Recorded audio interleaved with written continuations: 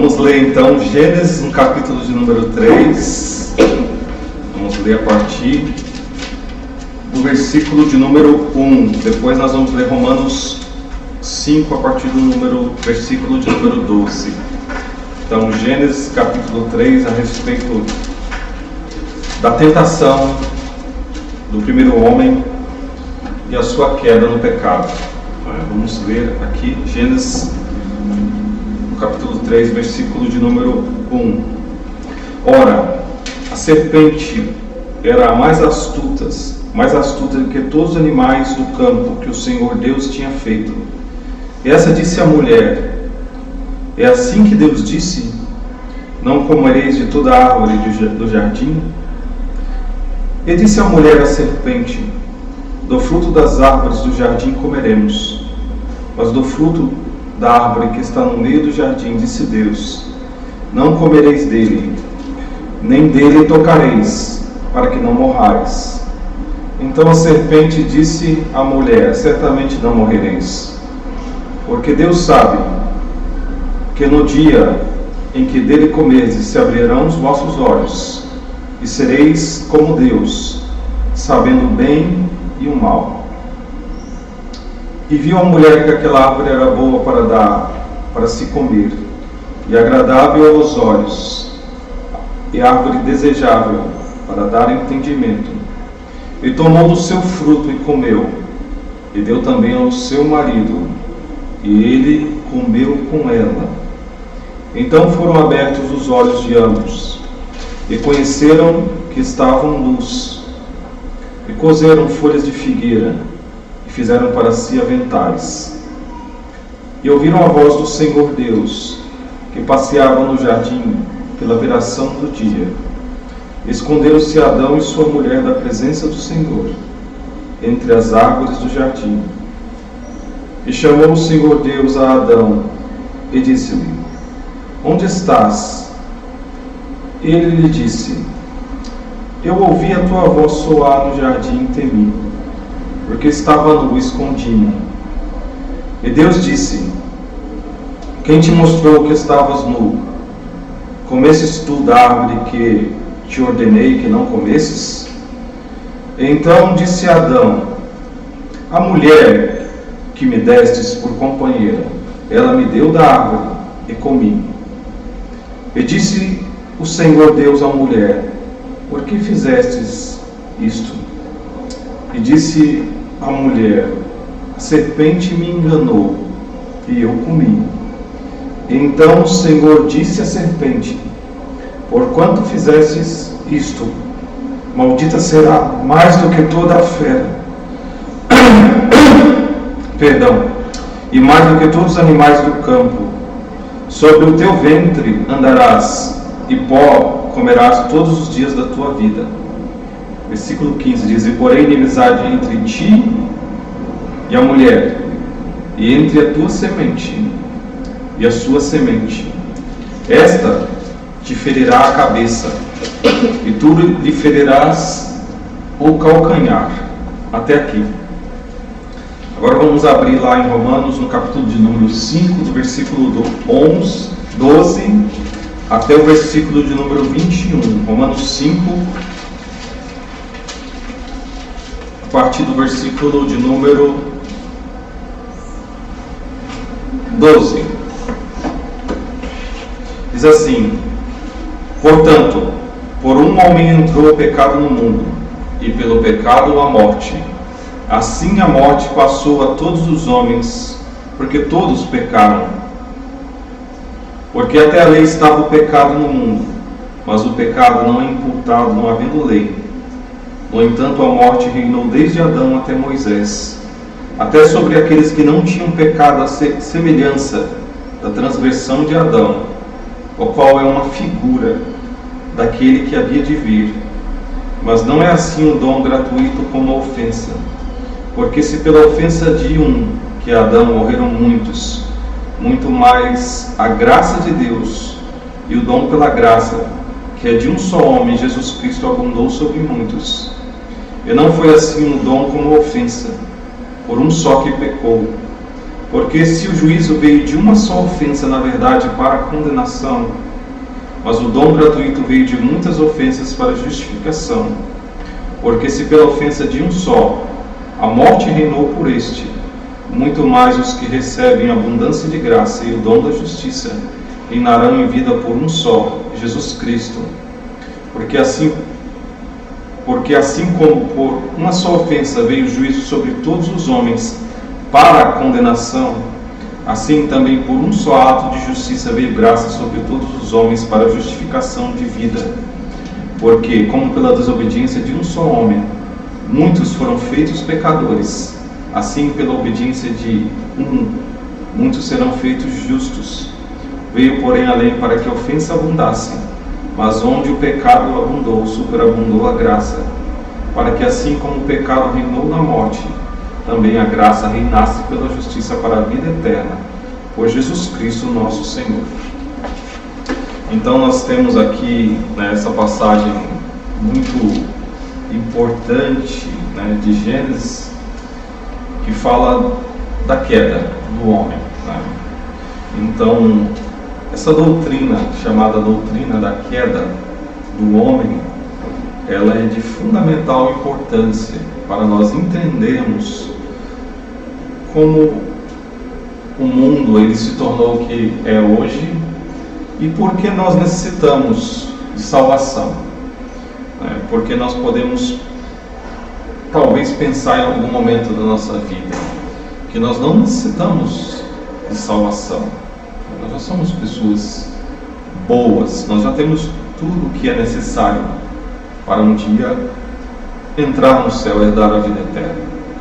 Mas essa doutrina, ou este ensinamento da queda do homem, ele mostra que todos nós necessitamos da obra de Deus em nossa vida para que nós sejamos salvos.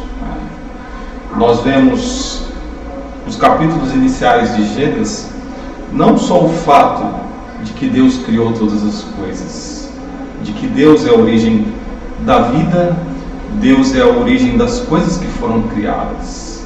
Nós não viemos de um Big Bang que aconteceu há bilhões e bilhões de anos atrás. Nós somos criaturas criadas por Deus. Nós somos criados por Deus. Você vê a grandeza da criação.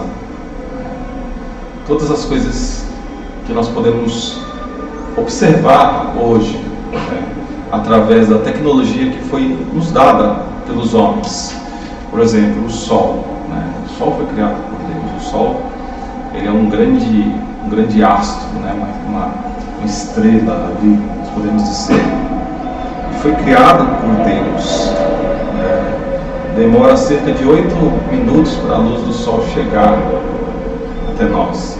Quando nós olhamos para o Sol e a sua luz reflete sobre nós, nós estamos vendo um Sol antigo, por assim dizer, porque demora cerca de 8 minutos para a sua luz, que vem do Sol chegar até nós. Então, os cientistas, com esses e outros cálculos, aqueles que são crentes, que são verdadeiros cientistas, eles calculam que a Terra não pode ter existido há bilhões e bilhões de anos. E nós entendemos também, pelo homem, pela condição do homem, espiritual do homem, que ele foi criado por um Deus pessoal. Ele foi criado por um Deus que é um Deus inteligente, um Deus que tem sentimentos, emoções, um Deus que se comunica. Então nós só poderíamos ter sido criados por um Deus pessoal. Não haveria a possibilidade de um nada ter nos criado. Uma pedra, ela não pode produzir uma outra pedra. Ela é inanimada, não tem vida. Não tem a capacidade de criar. Então só um ser autoexistente que já existia, um ser inteligente, um ser pessoal, um ser que se comunica, poderia criar um homem à sua imagem e semelhança. E foi isso que Deus fez. E Ele criou o homem.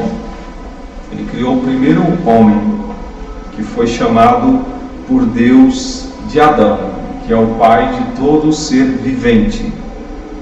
E Adão, ele representa toda a raça humana. Ele representa toda a raça humana.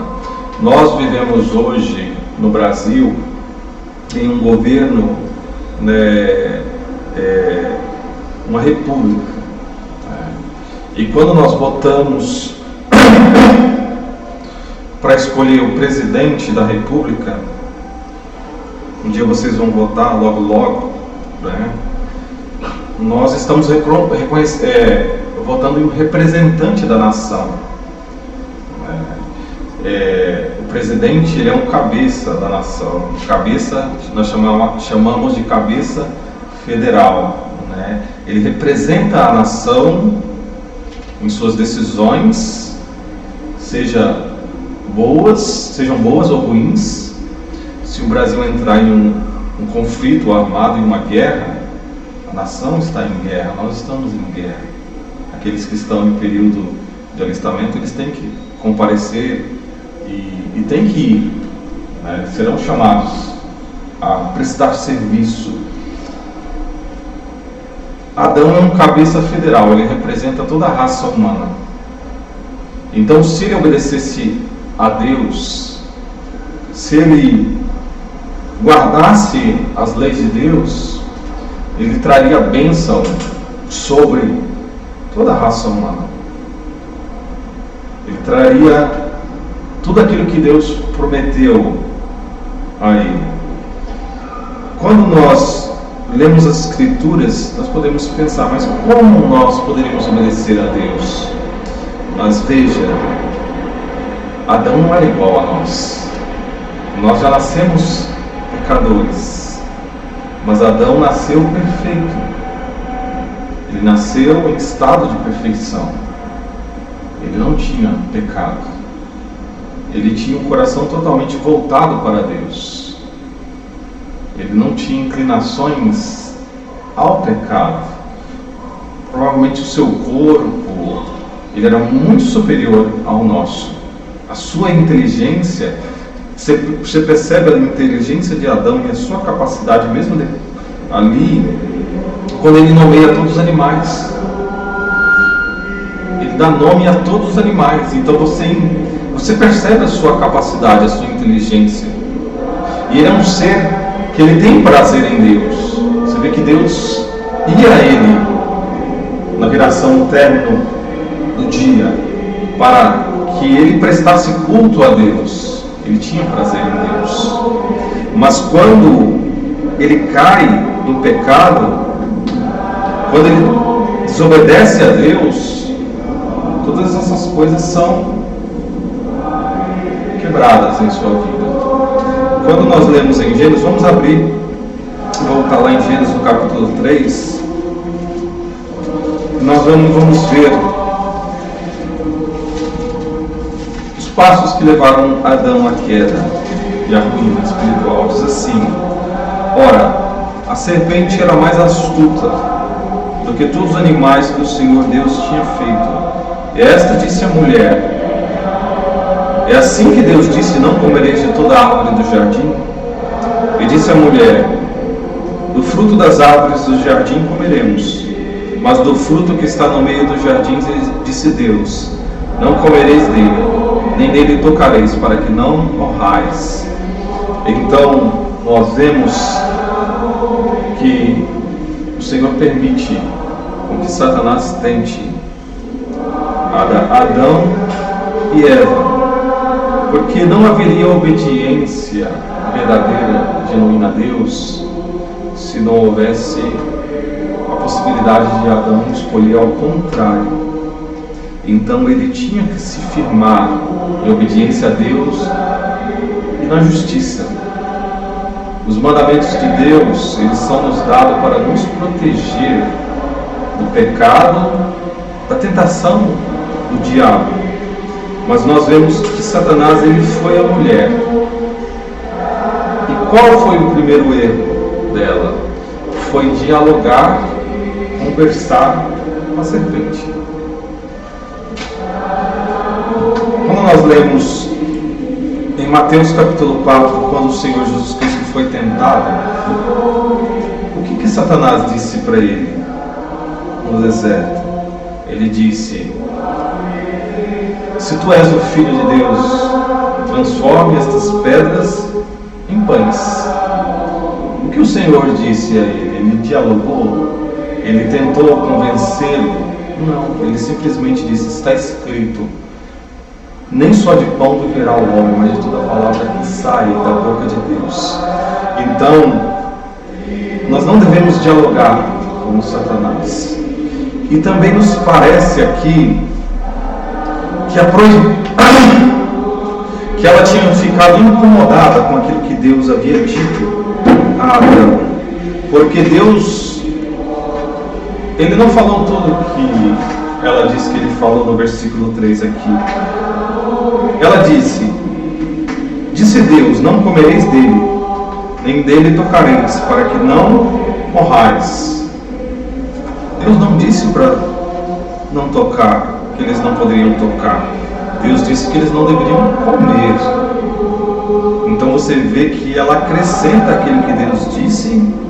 É como se aquela proibição de Deus a tivesse incomodado, estivesse começando a incomodá-la. E então Satanás, na sua astúcia, ele percebeu que ele poderia ir mais adiante com ela. E no versículo de número 4 disse: então a serpente disse à mulher: certamente não morrereis, porque Deus sabe que no dia em que dele comerdes se abrirão os vossos olhos, e sereis como Deus. E quando a serpente disse isso, o que a mulher fez? E viu a mulher que aquela árvore era boa para se comer, e agradável aos olhos, árvore desejável para dar entendimento.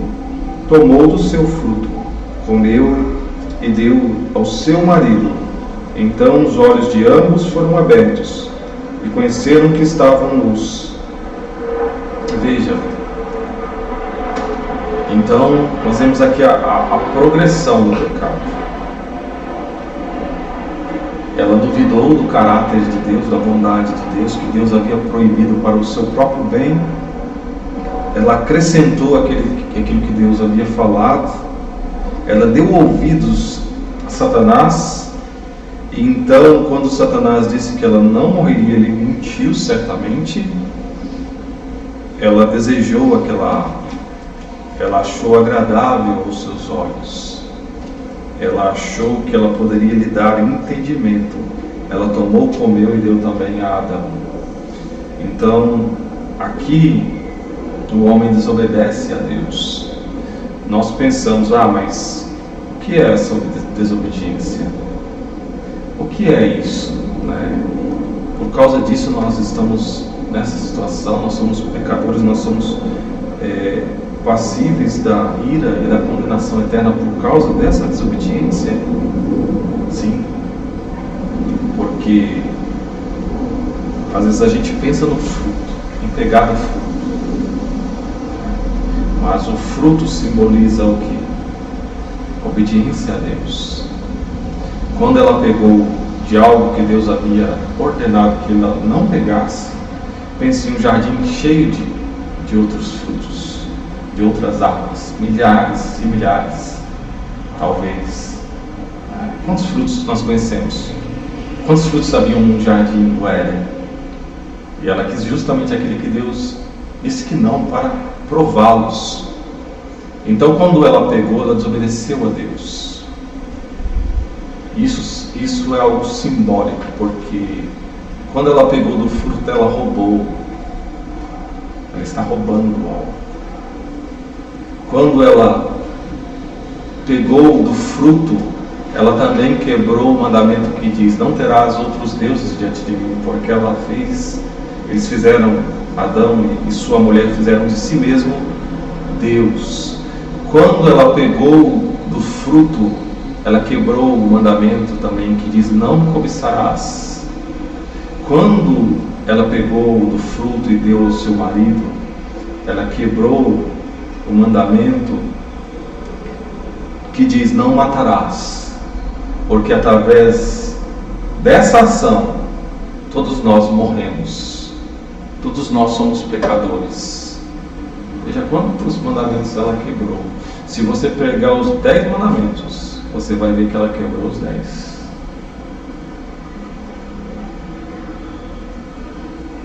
E o homem. Então aqui nós temos a doutrina da queda. É aqui que o homem cai. É aqui que ele cai de um estado de perfeição, um estado de favor de Deus, para um estado de condenação, para um estado de miséria, para um estado da qual agora ele necessita de um Salvador. Ele não pode mais chegar à presença de Deus, ele não pode mais ser agradável a Deus, ele se tornou pecador caído. Tanto é que a primeira coisa depois de eles comerem a árvore, o fruto da árvore, é que eles percebem que eles estavam nus. Eles percebem isso, porque havia um homem, a inocência, havia um coração puro, havia um coração reto. Então eles percebem o seu pecado, eles veem que algo mudou dentro deles.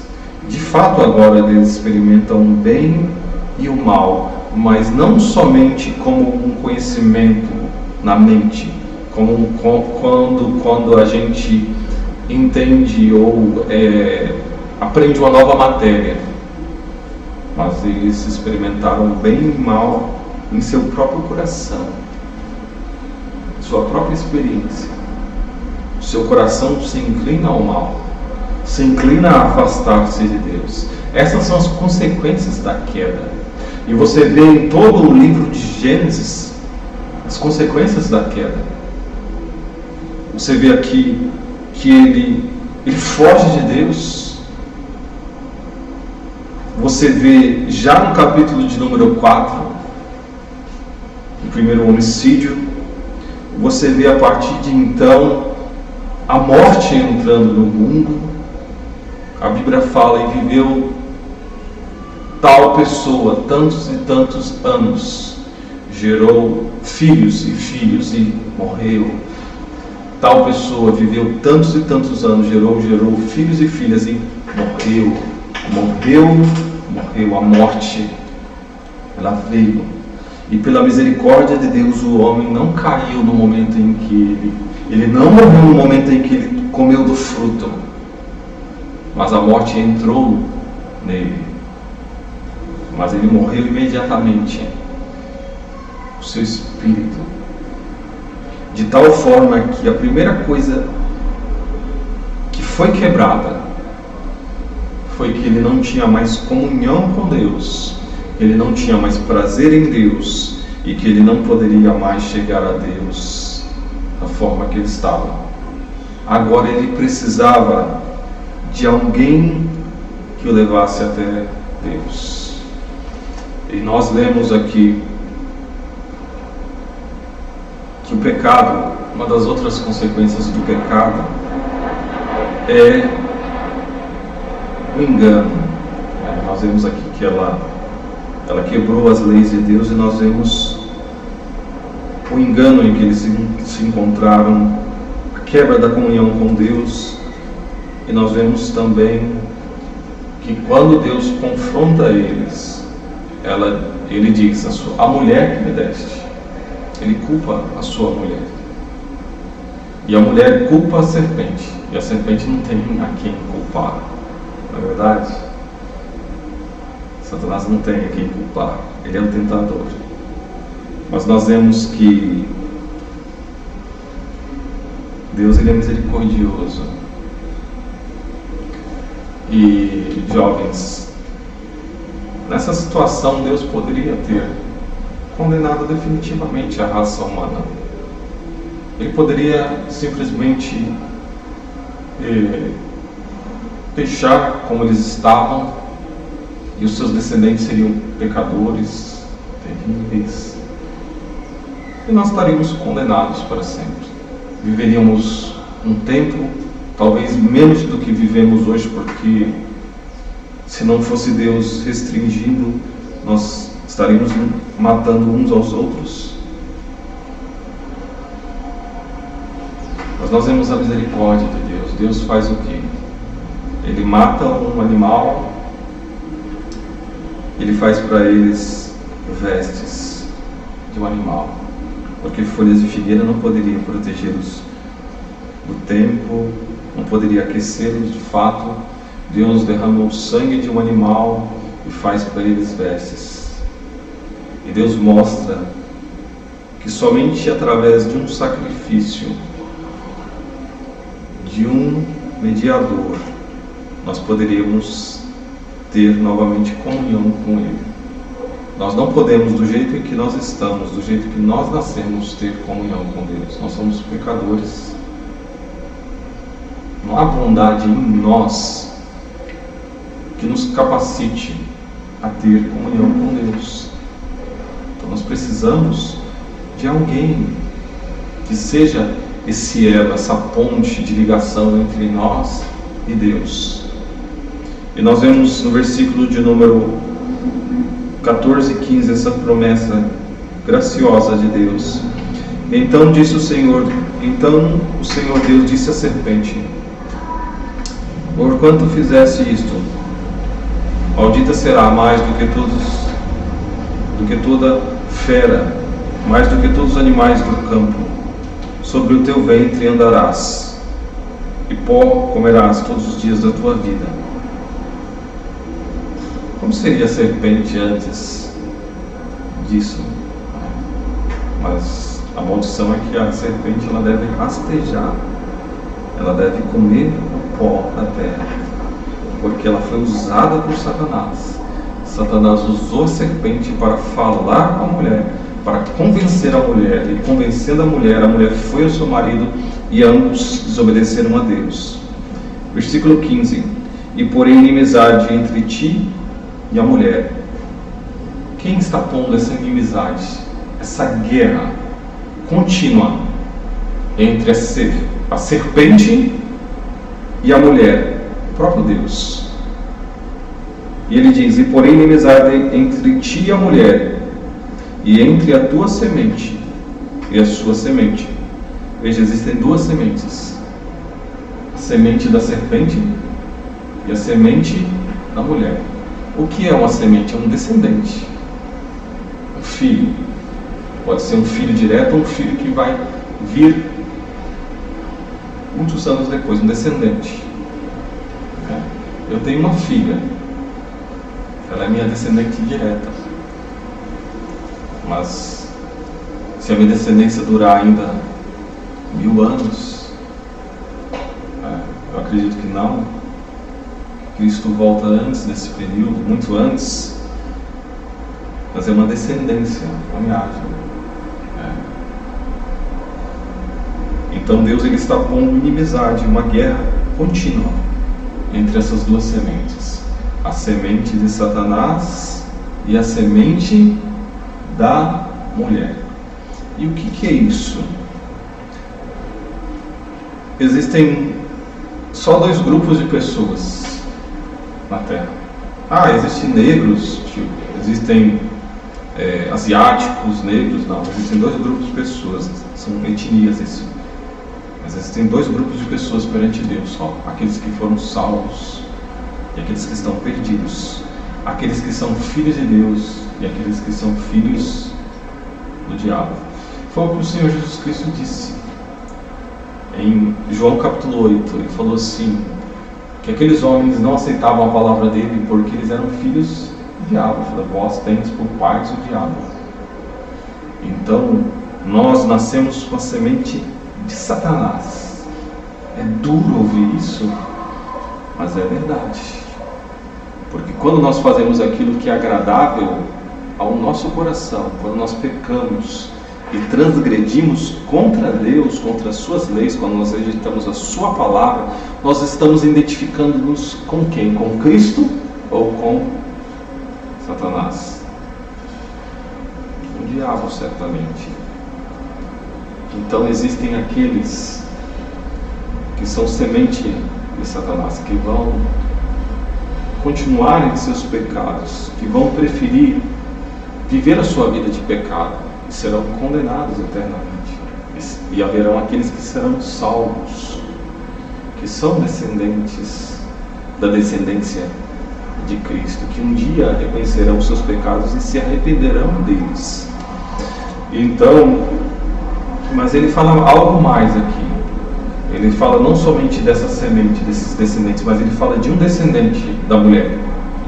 Que esse descendente da mulher, esse ele seria ferido por Satanás, mas ele esmagaria a sua cabeça. E quem é esse? Quem é esse que um dia seria ferido por Satanás, mas que através da sua morte ele esmagaria, ele derrotaria Satanás, ele venceria Satanás, ele seria capaz da sua morte, através da sua vida, da sua morte, da sua ressurreição, da vida eterna a todos que crescem nele. Quem é esse descendente? É Cristo. Ele é o descendente da mulher. Veja a misericórdia de Deus. Nessa situação, Deus promete que esse descendente, este varão, este filho de Eva, se levantaria um dia como um outro Adão,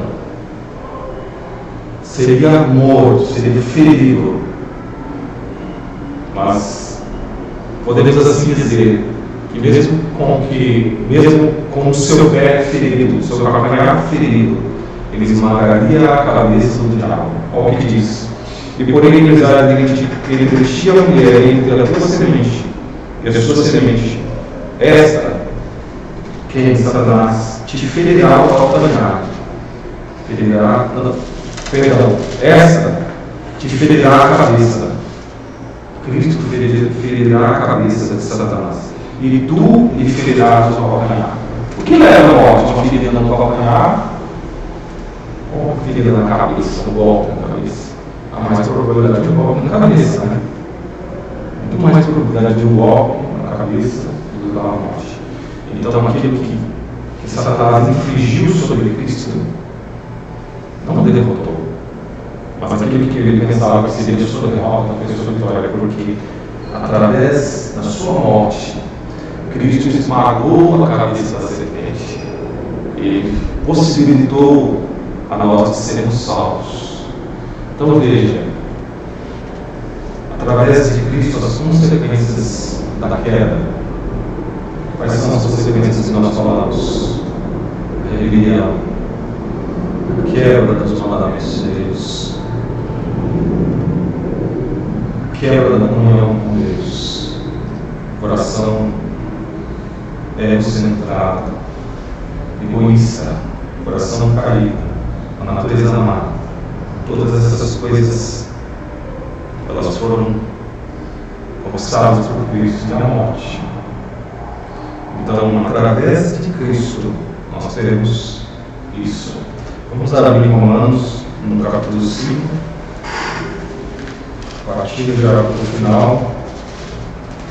Então, nós temos essa passagem de Romanos que fala a respeito dessa verdade. Diz, versículo 12: portanto, como por um homem entrou o pecado no mundo, e pelo pecado a morte, assim também a morte passou a todos os homens, porque todos pecaram. Por um homem entrou o pecado no mundo, e pelo pecado entrou o quê? A morte também. Mas ele diz que a morte, ela não ficou só sobre a cabeça de Adão, mas sobre todos os homens. E por quê? Porque todos nós também pecamos. Todos nós somos pecadores. Todos nós pecamos. Então a morte também, ela passa a cabeça de todo homem. E ele diz que a morte, ela reinou, versículo 14, no entanto, a morte reinou desde Adão até Moisés, até sobre aqueles que não tinham pecado, a semelhança da transgressão de Adão. Olha agora que interessante, a qual é a figura daquele que havia de vir. Adão, ele é uma figura daquele que havia de vir. Ele é uma figura.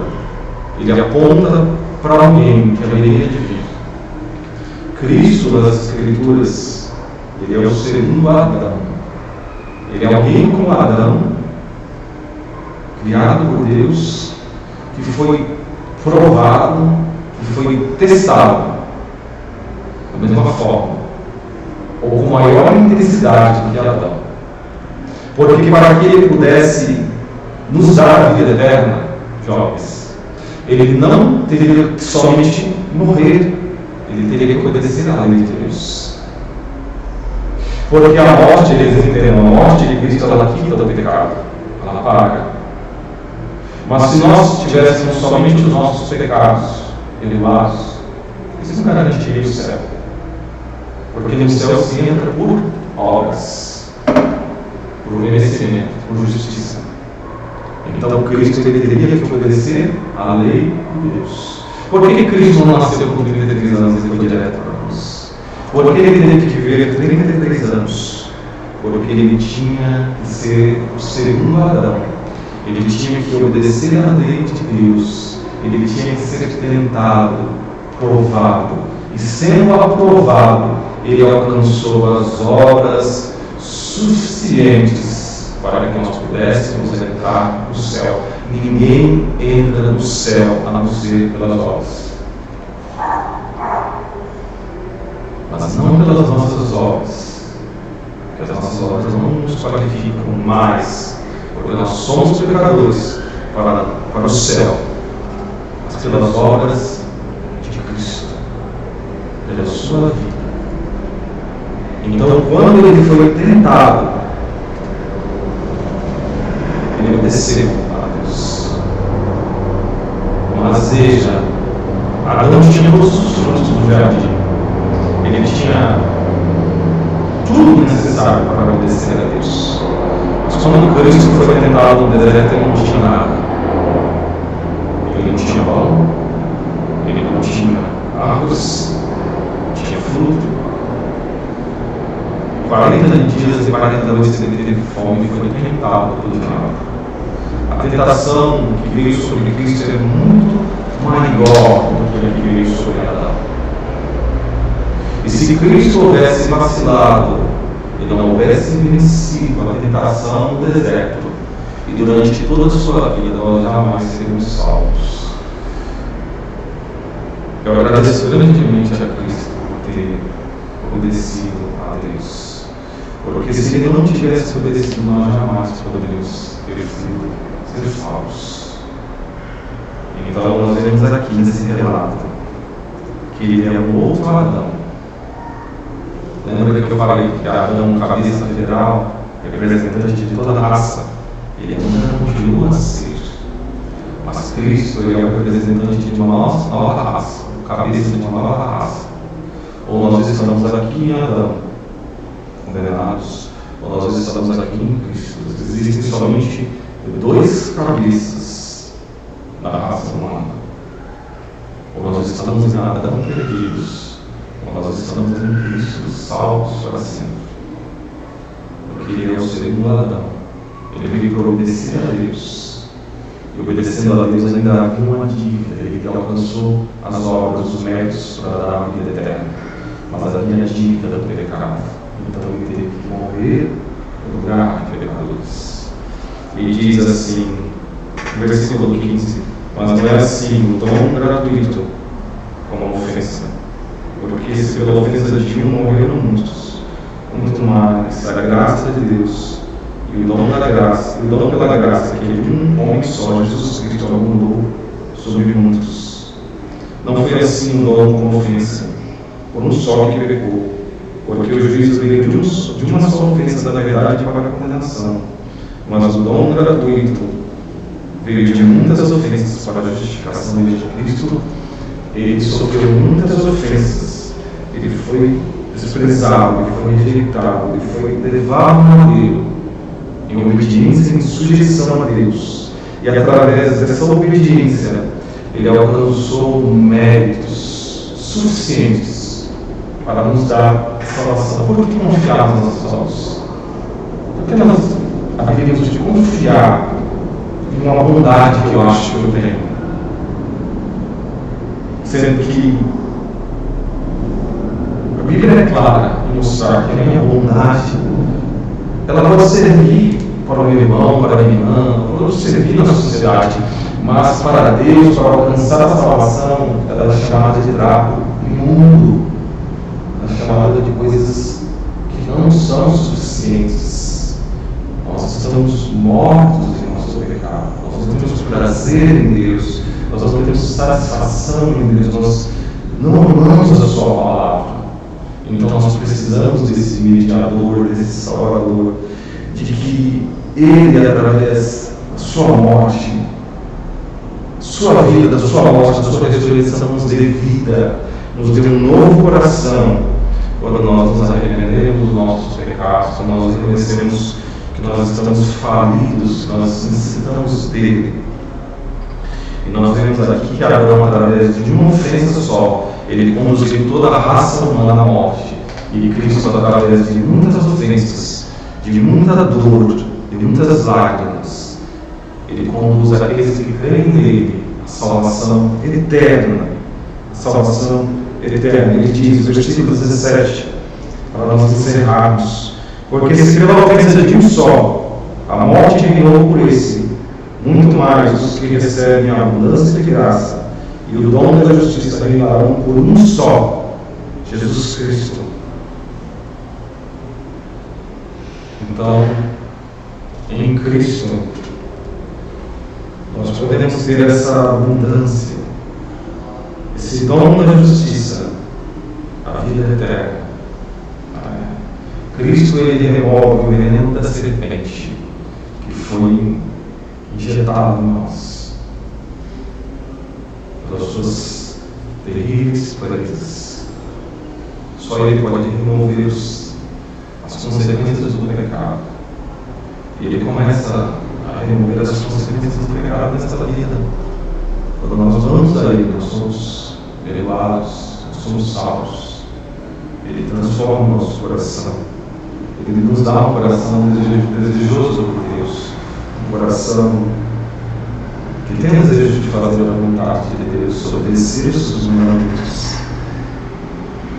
Ele nos dá o Espírito Santo que nos convence quando nós pecamos contra Deus, quando nós estamos sendo tomados por orgulho, por egoísmo, por qualquer outro sentimento perverso e mau. Ele remove de nós o medo da morte, o medo da condenação, ele nos dá a certeza do perdão da vida eterna. E por fim, ele vai nos remir definitivamente um dia. Ele vai destruir a morte. Ele vai nos dar um novo corpo, um corpo capaz de resistir à eternidade, estar em sua presença para sempre. Veja que Cristo ele vai removendo todas as consequências do pecado. Então, jovens, hoje nós falamos sobre a doutrina da queda. Um homem caiu, quais foram os passos que ele deu, as consequências da queda. Mas nós vemos também a promessa do Redentor, e de como este Redentor ele remove as consequências da queda, e de como ele é maravilhoso, de como ele é gracioso, de como ele foi bom em ir em dar a sua vida por nós, em dar a sua vida por todos aqueles que creem nele. Quão maravilhoso será a vida de Cristo Jesus. Não há alguém que eu queira ver mais do que a Cristo. Eu fiquei muito ansioso quando meu filho nasceu. Não sei se já contei para vocês, na época eu estava com Covid, Eu fiquei 15 dias em casa, sozinho. Eu não podia ver minha filha nascer. Fiquei muito feliz quando vi a sua foto. Ela havia nascido. Mas muito mais ansioso, muito maior desejo eu tenho de ver Cristo, porque Ele deu a sua vida por mim. Miserável pecador, um homem que se entregou ao seu pecado, mas que um dia descobriu essas verdades tão preciosas, tão maravilhosas, que eu estava condenado para a morte. Mas é como diz aquele hino que diz: mas Cristo me encontrou com a luz, o seu amor das trevas dissipou. Eu caminhava por abismo, quase caí, quando Cristo me encontrou, tirou as vendas dos meus olhos e me salvou. Se isso não é verdade em sua vida ainda, procure que seja verdade. Nunca é cedo para ir a Cristo.